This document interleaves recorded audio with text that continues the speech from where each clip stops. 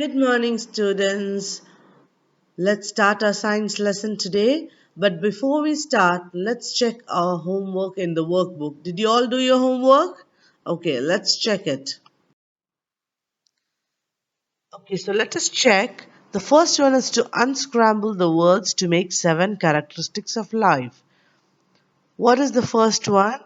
Yes, it is growth. What about the second one? Yes, it is feeding. Third one, respiration. Fourth one, sensitivity. And then reproduction. Yes, movement. And then last you have excretion. Now the second question, write the scientific words for each of these processes in living things. To increase in size. What is increasing in size? Yes, it is growth. To produce young ones. To make babies. Yes, it is reproduction. To release energy from the body. I told you when the oxygen reacts with the uh, food which we ate, we get energy. Yes, it is respiration. And to get rid of the waste is, to remove waste is excretion.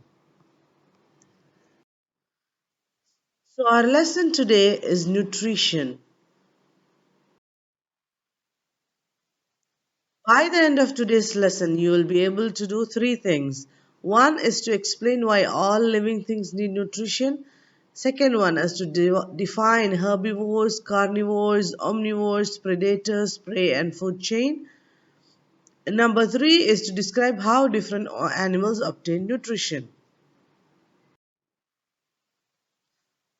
All living things need food. Why do they need food? They need food to grow and move. Without food, can you grow and move? You have energy to move? No. To keep healthy, to be healthy, to stay healthy, not to get sick. For that, also, you need the vitamins and minerals from the food, right? To repair damage done to the body. So if you need to repair damages, like you get a cut in the skin or you fall down, you break your bones, it needs to fix itself, and for all these we need food. So all living things need food for three things mainly: to grow and move, to be healthy, and to repair damage to the body. Now, how do plants make food? How do they make food? Yes, they make food in their leaves by using what? The sunlight, water, and gas from the air. So it uses the energy from sunlight, the water from the roots pull the water from the soil, and also gas from the air. It's used to make food inside the leaves. They also obtain some nutrients from the soil through roots. Some other nutrients they get it from the soil also. So some they make their own and some they get it from their roots. And how do animals get nutrients? By eating food, right? They eat plants or other animals. Look at these pictures and tell me which one eats plants and which eat animals and which one eats both. Okay? Now, deer, what does deer eat? Yes, grass. So it's a plant eater. What about rabbit? Yes, it eats carrots and radish. So it's also a plant eater. What about cow? Yes, it eats grass again, so it is also a plant eater. What about chicken? Yes, it eats grains, but it also eats small insects and worms, so it's considered as eating both. What about wolf? Yes, it kills and eats other animals, so it's a meat eater. It eats the meats, right? What about owl? It's also a meat eater because at night it hunts and eats the meat. What about polar bear? It's also a meat eater because it eats the fish or the seals from the Arctic area. What about zebra? It's a plant eater. Okay.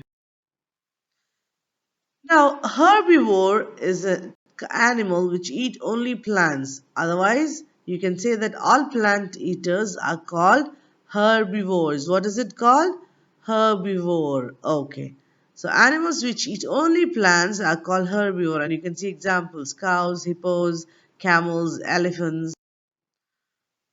Carnivore are the animals which eat only meat. You can see snake, wolf, tiger, shark, leopard, dinosaur. So all these animals are called carnivores because they are meat eaters. So the plant eaters are called herbivores and meat eaters are called carnivores. An omnivore is an animal which eats both plants and meat. Like we said, herbivore eats only plants. Carnivore eats only animals, but omnivore eats both. And you can see some examples over here: bear, turtles, and some birds also. Because they, like I told you, when we told the example of chicken, it eats insects, worms, and all those, along with grains. So it can be considered as omnivore. Now let's sort these pictures of animals into carnivore, omnivore, or herbivore. Now, grasshopper, it comes in, yes, herbivore because it you can see it eats the grass. What about rabbit? Yes, it's also a herbivore. What about a bear? Yes, we just told it is omnivore. Shark? Yes, you all know it's carnivore because it eats, right, other fishes, and even if you go, the sharks will eat you also. We have some more animals here. What about deer? Deer is a herbivore, yes. What about giraffe? Yes, you can see in the picture. It's eating the leaves, right? So it's a herbivore. What about snakes? Yes, it's a carnivore. Now what about monkey? It is actually omnivore because it eats both. It eats banana mostly, but it also eats meat. Now turtle, yes, we just discussed it is omnivore. What about penguin? Yes, penguin is a carnivore. It eats fish, right? It eats fish, so it is carnivore. Now, out of these animals which eat other animals are called predators. These are the animals which hunt other animals for food. So they are called predators. So all the carnivores are predators. Prey. These are hunted and eaten by other animals. So the one which is being eaten by the predators are called prey. So these are the two new words. You have predators and prey. Now the final word which we have to learn today is food chain. It's a chain which describes how the energy moves. It always starts with a plant because plants make their own food, right? So here we have a corn being eaten by a mouse, mouse being eaten by an owl. So that is one food chain with three things. Then we have another food chain with four elements because the cat is eaten by a rabbit, rabbit is eaten by a fox, and it is eaten by a lion. The third food chain, you have five things here because the grass is eaten by the insect is eaten by the frog, and the frog is eaten by the snake, and snake is eaten by the eagle. So you can see it's a chain how the energy moves because the energy in the plant, it goes to the animal which eats it, and the energy from there goes to the next animal, and so on. Now, can you make a food chain with the given picture? What will come first? Yes, the rabbit comes first, the fox. So rabbit, fox, and eagle. This is a food chain. Now, a food chain with this picture, we have four things. Yes, what comes first? Always I told you if there is a plant, the plant comes first. And then, yes, plant and a mouse eats a little bit of it, and then it's eaten by a snake, and the snake is eaten by a hawk or an eagle. Now, final part of today's lesson is good nutrition and poor nutrition. We know that nutrition is eating food, but we can have good and healthy, or we can have, the unhealthy ones. To stay healthy, we must eat a variety of foods to obtain all different nutrients we need. But we should be careful not to eat too much because we'll become overweight and that will make you sick. And if you eat too little also, it will make you sick and we cannot grow properly. You will have problems. So we need to make sure that we eat a variety and have all nutrients but eat in the right amount. So good nutrition is always important. We'll do the activity in your pupils book page 18. They've given you three pictures here. By looking at the pictures, whose nutrition is healthy? Yes, of course, the picture B, right? He's eating everything mixed. We can see the bread, you can see vegetables. Okay, who has too much to eat? Yes, the person A is having too much, maybe more than he needs. Who has too little to eat? Yes, the person, you can see he's skinny and toned, he has very little to eat. Now, what is a healthy diet for human beings? How can we choose healthy diet? It should be a variety of food to get all different nutrients. We just not eat one kind of food. We should eat a variety of food. Okay, let's do what you have learned. Blank eats plants. What are the animals which eat plants called? They are called herbivores. What about the one which eats other animals? Yes, they are called carnivores. What eats both plants and animals? Yes, it is omnivores. Now, what are the animals which hunt other animals called? It is predators. And the animals they hunt, the animals which are being eaten, are called? Yes, it's called prey. And what shows how energy passes from plants to animals? It is the food chain. Because we know animals eat the plants and then they are eaten by other animals and the chain goes on.